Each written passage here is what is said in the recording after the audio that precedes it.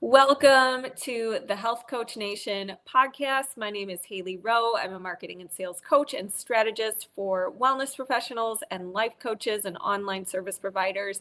And today we're really going to get focused on how you can go from certified with your coaching to confident in your coaching and different tools and things that you have to put in place to build a thriving practice. And so I'm really excited to be here with Nicole Lowe today. She has had the kind of career that really makes you lean in. She started her own production company in her mid-20s in Minneapolis, working on commercials, documentaries, music videos, and eventually she moved to California, climbed the corporate ladder at a Fortune 500 company, driving over $200 million in sales, but then made a big pivot. She became a board certified health coach, which is something many of you, I'm sure, can relate to. And as she was in the health coaching world, she was coaching people through real health challenges, and she saw something missing. The tools that coaches actually need to run their businesses didn't exist, so she built them. So today, Nicole is the founder and CEO of a company called Zoe, which is an all-in-one coaching platform that eliminates 60 to 70% of the administrative burden. So coaches can focus on transforming lives. She leads a diverse female-powered tech team, and her driving belief is simple: no journey was meant to be done solo. This is a conversation about reinvention, moving with fear, and building what the world needs, even when nobody has ever done it before. So I'm so excited to talk with you more, Nicole. Thank you for being here. Thanks, Haley. It's good to be here, and hi to everyone who's joining us. Yes. So I want to take us back in time to when you pivoted to becoming a health coach and you were in those early days of being a health coach. What are some things that you wish someone would have told you back then that you want to advise any new coaches listening here? Oh, it's such a great question.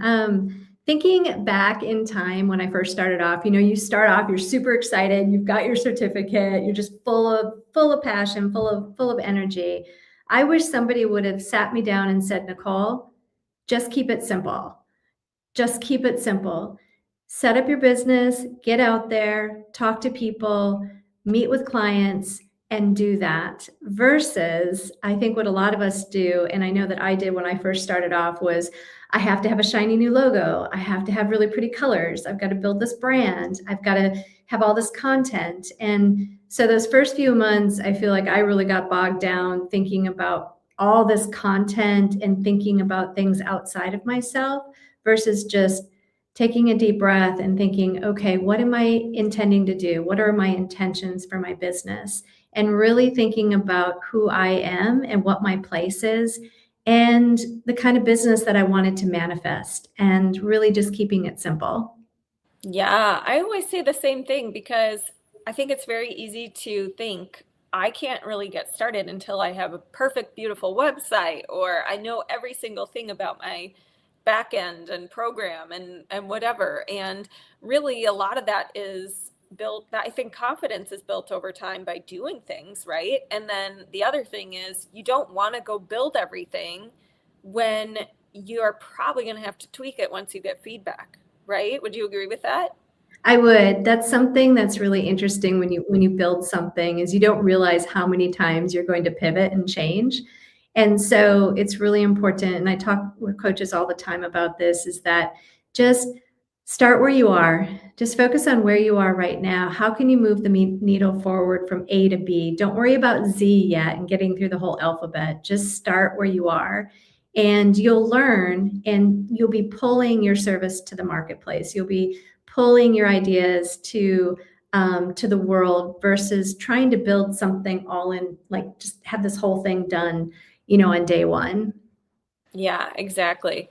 So tell me a little bit too about what, when you were starting out, was missing that led you to be like, oh, I need to make Zoe. And Yeah. tell us first, obviously, what Zoe is, but let's Yeah. go there. Well, it was so when I became a health coach, I graduated from the Institute for Integrative Nutrition, and great training, super excited, started working with health coaches. But at the same time, they hired me as a coaching circles coach. And so what I was doing is I was working with other coaches their last, couple of months in school and helping prepare them for the real world. And it was during that time that so many coaches found out that I had a business background and built a company before. So they hired me as a business coach after they graduated. And so what I saw was that they were struggling with the same things that I was struggling with, really getting bogged down on being inundated in an industry that has a lot of noise as well, a lot of weekend packages, and you'll become the next super famous coach, you'll six-figure coach, all that kind of stuff, and not really knowing how to set things up in a way that was scalable or that was manageable. So what I saw is I saw myself as well as all the other coaches I was working with really focusing a lot on just getting into too much detail, setting up their billing, setting up their scheduling, setting up a website, and nothing actually worked together. And so they were fighting every single day, just trying to manage their business. And that really, sucked the energy out of them and distracted them from really being focused on their clients and creating the sacred space with their clients that's so incredibly important when you're setting up your business. Yeah, yeah. So having that one-stop shop where they could make, their own scheduling link, their own, sales pages, things like that, I'm sure saves a lot of time. And what about, you mentioned that, one of the things too that you've seen among health coaches is fear of being like salesy or pushy, or even just learning how to do these things while having fear. Oh my gosh, like I'm starting my first program with my first client and I don't know how it's going to go because they're my first paid client. Like, how does somebody, because you've run a business before, and I'm sure there's been times where you couldn't see the whole picture and we couldn't see letter Z like you talked about when talking about the alphabet analogy. What would you tell a coach to move forward with fear and not let that stop them?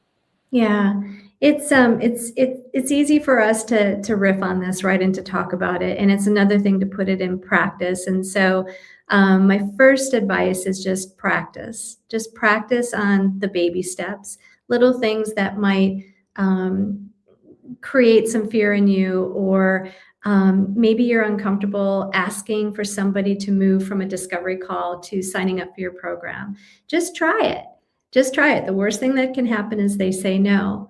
But here's the wonderful thing, that the more you do it and the more you're confident in the service and the outcomes that you're providing your client, the easier it will become when you communicate that with them. And the other thing I recommend too is just focus on why you got into coaching. Like, we all got into coaching because we have a servant heart, but also think about, what is it that you are trying to solve for your clients? Maybe it's you're trying to help them lose weight. Maybe you're trying to help them have more confidence. Maybe you're trying to help them transition from, divorce and navigating what it's going to be like to be single again, and many, many other areas.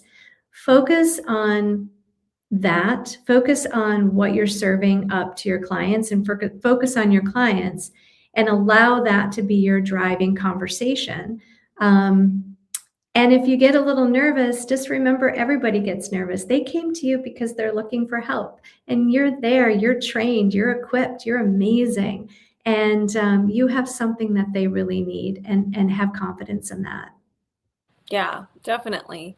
And if you are, I think when you bring up thinking about why you even got into this in the first place, naturally your marketing will come across as very authentic and focused on your audience, and not in your head and self, like, what are people thinking about me and all the different things. So how do you define like authentic marketing for a health coach? Yeah, we actually have a business boot camp that we do, every couple of months, and we talk about that. We talk about the first thing in what I call the hierarchy of needs for coaches is to first really get very real with yourself. Like, who are you? And who are you as a person, as a coach? And what kind of clients are you wanting to work with? And staying very focused on that and try not to let that noise come in, because it's really easy for us coaches to go on Instagram or go on Google, and we see all this noise and all this stuff about people who it's perceived that there's all this success out there, and it's very noisy. Block that out. Just stay focused on what it is that you want to do.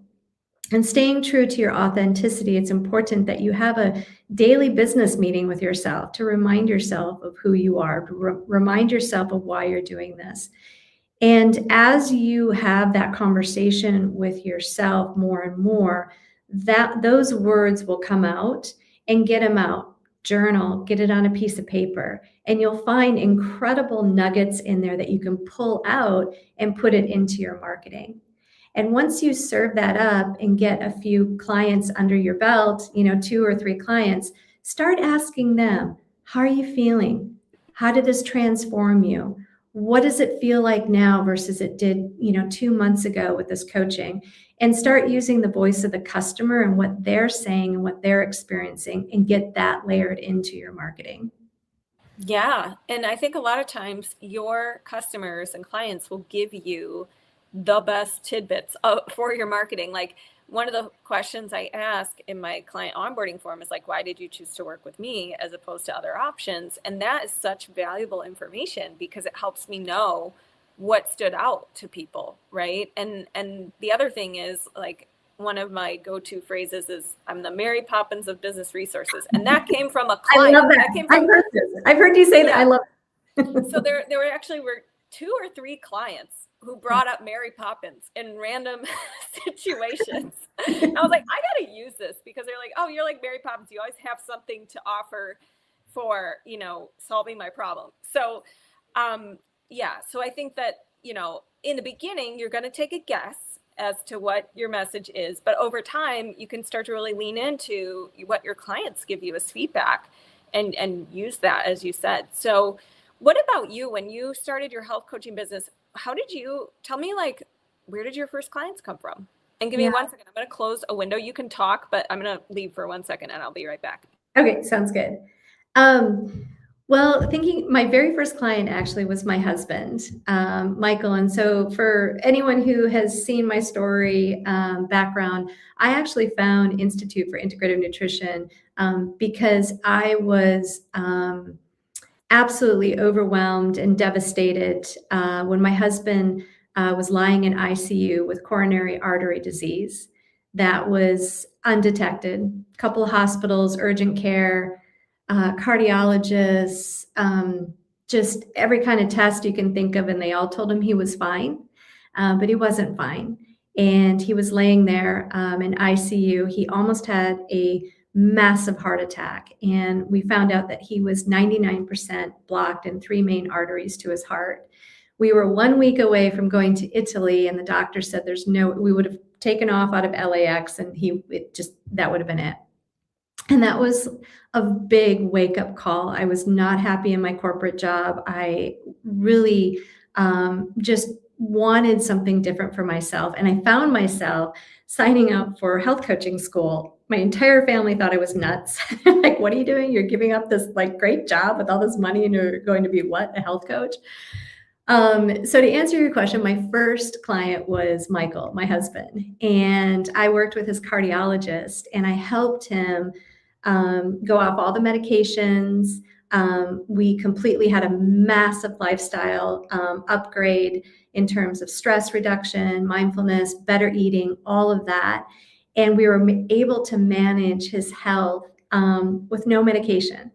And the doctor, the cardiologist, was blown away. It was like, okay, I want something that you have. And so he started then sending his patients to me to help them with, stress reduction and better eating and just better lifestyle habits. Yeah, I love that. And what a great, first of all, what a great why for getting started in all of this. And I love that you even formed a referral partnership. I mean, he just started referring people to you because he saw how great what you were doing was. So, what about for coaches listening who are maybe getting bogged down? Because I think I agree with you that to get clients, you have to start connecting with people, asking good questions to get to know them, to build relationships, to expand your network, offer to help, upfront maybe with some kind of content or freebie or support or whatever. And naturally, a lot of times the relationships you're building will turn into a clientele. But for people who are, that can sound very vague, and people can be like, well, I could do that on Instagram, I could do that on LinkedIn, I could do that locally, I could do that. Da, da, da. How do you suggest they stay focused or pick something and not get like overwhelmed or shiny object syndrome? What would you say to that? Yeah, it's this is such a yummy conversation. And I think, the very first thing that I would say is going back to what I said in the beginning, just keep it simple. Keep it simple and keep it real. And one of the things I talk with all the time about coaches is if you are not comfortable on social media, then that's not your place. If you're more comfortable writing blogs, that's your place. If you're more comfortable speaking live at events, that's your place. So the first thing is to find out who you are, be real with who you are, cut out the noise, what everybody else is telling you you're supposed to do. And then once you really identify how you show up in your best version of yourself, then you can create a marketing strategy around that. And then once you do that, then you look for the programs, the support, the help that can feed that part of you.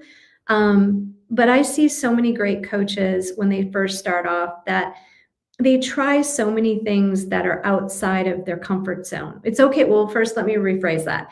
Definitely push yourself out your comfort zone, but I see a lot of coaches trying things that is like jamming a square peg in a round hole, things that they're not showing up authentically. When their true passion and their true talent is just laying there, not being utilized because they feel like they have to do something outside of themselves to be successful. The biggest takeaway in this is that your clients will feel that. Your clients are there, your clients are out there, your clients need you. You just have to figure out who you are in relation to that and show up where they are. Yeah, 100%. And I think a big reason why coaches do things that are like, out of their nature. I mean, I agree with you. You got to get out of your comfort zone, but they're trying methods that aren't, they're just making it harder for themselves instead of optimizing from their strengths, is because I think they don't have self-trust as a business owner yet. Yeah. And so I think they're like, well, if someone else can just give me all the answers, then I'll do this and I'll do it right. Yeah. But it needs to be a combination of taking feedback, advice, seeing what's out there, but also taking into account, yourself best, and you have to trust yourself and build that trust with you, that you honor what you say you're going to do, that you're willing to iterate as you go, all of that. So one question I want to ask you is, because in entrepreneurship, there's a lot of uncertainty, and many people will get their certification and they'll think, great, I'm a business, I'm going to get clients. And then they find out, oops, actually, the future is very uncertain. I need to put myself out there. I need to be visible. I need to connect with people. So how have you managed uncertainty and becoming more comfortable with that? Because you were in the corporate world. So that's especially why I want to ask you this question. You probably were feeling pretty good. And I mean, corporate's totally different, but there's a lot more structure. There's a lot more certainty potentially that can be perceived. So how did you deal with that, like, uncertainty piece? Yeah, I am not very well in the beginning, full transparency. I've learned a lot through the process. Just thinking back and also thinking about some of the coaches that are listening that are new coaches is take a deep breath. If you're thinking about becoming a coach or you're a new coach, whether it's a few months or the first couple of years, just take a deep breath. Just think about what's working. Be honest with yourself about here's where I'm seeing the grace. Here's where I'm seeing that I'm seeing abundance and there seems to be some great energy over here. And look at some things that you just feel like I said before, you're jamming a square peg in a round hole. That's probably not for you, and needing to let that go. There's always going to be uncertainty in entrepreneurship. I mean, you can be a $1 billion company and you still are going to have stress and pressure, because the reality is when you build a business, there's markets, there's emotion, there's competition. There's so much that happens, whether you're a solo coach or whether you're a big company. So how you navigate through that is, one is it comes back to being very true and authentic to who you are. And when there's many choices in front of you, pick the simplest path. Think about, a business is a marathon, it's not a sprint. So you have to think in part, what can I do today to move the needle forward? But also you need to take some time too to think about what's the long-term strategy. Where do I want to be a year from now? How does this business relate, or intersect with my family, my husband, my wife, my partner, my children, my family?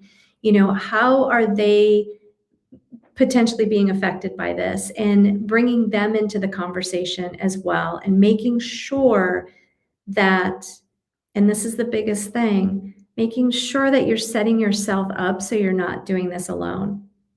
I mean, the thing that I hear over and over again when coaches come to Zoe and I get into calls with them is they feel so alone.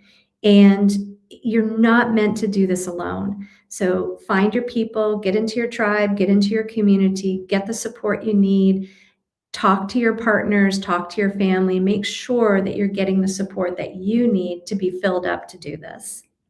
Yes, amen. It can be very lonely if you're just going at this by yourself. And that is part of why I created my inner circle, which is a community of health and wellness coaches and life coaches who are going on that journey of A to Z, setting up their business, getting their first clients, things like that. And it's so nice to see in the community people, being beta clients for each other, or showing up to each other's webinars, or just like being like, hey, there's a typo in your post, check it out. We just kind of look out for each other.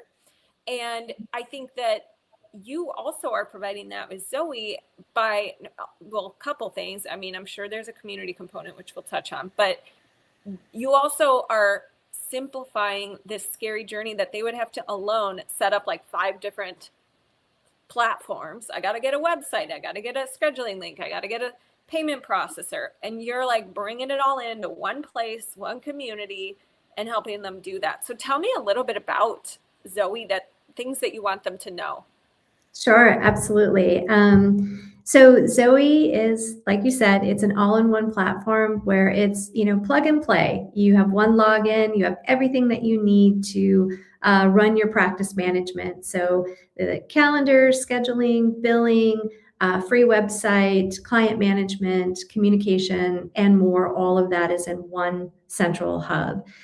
The community part of this is that we really encourage coaches, students, because we work with certification schools as well, for students to get into Zoe and use the video hub and get your hours in. Zoe tracks hours, so you can do peer-to-peer coaching in Zoe.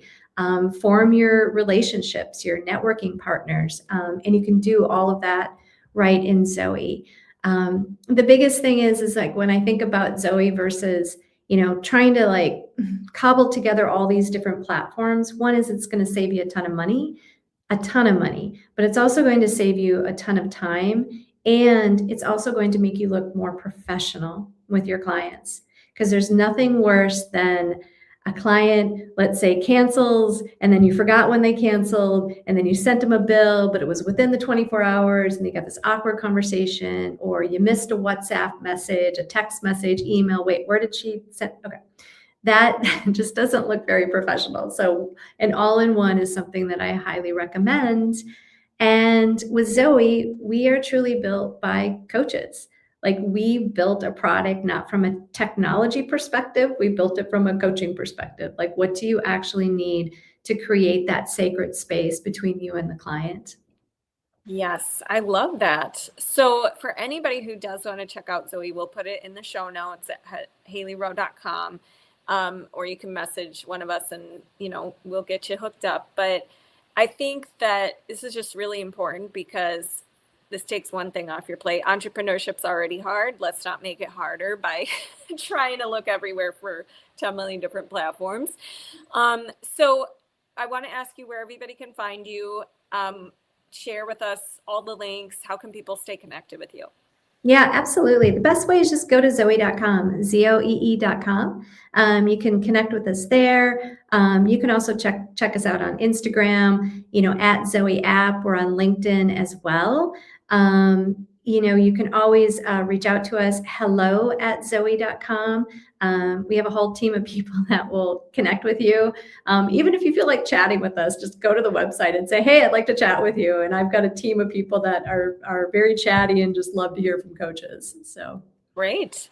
Amazing. And if you are watching this and you are listening, you're in the first steps of your business, I have a freebie that's a great place for you to start if you're trying to get clear on your message, your niche, how you communicate what you do, because let's face it, it can feel a little tough when people ask, what do you do? And you're not used to answering that question as a new entrepreneur. So if you want my free message mastery and niche cheat sheet and class, you can go to haleyrowe.com. It's on the homepage, or there'll be a pop-up. You can get the free gift. And thank you so much for being here, Nicole. I really, really appreciate it. Thank you very much. I really appreciate being here. Bye, everyone. Thanks. Bye-bye.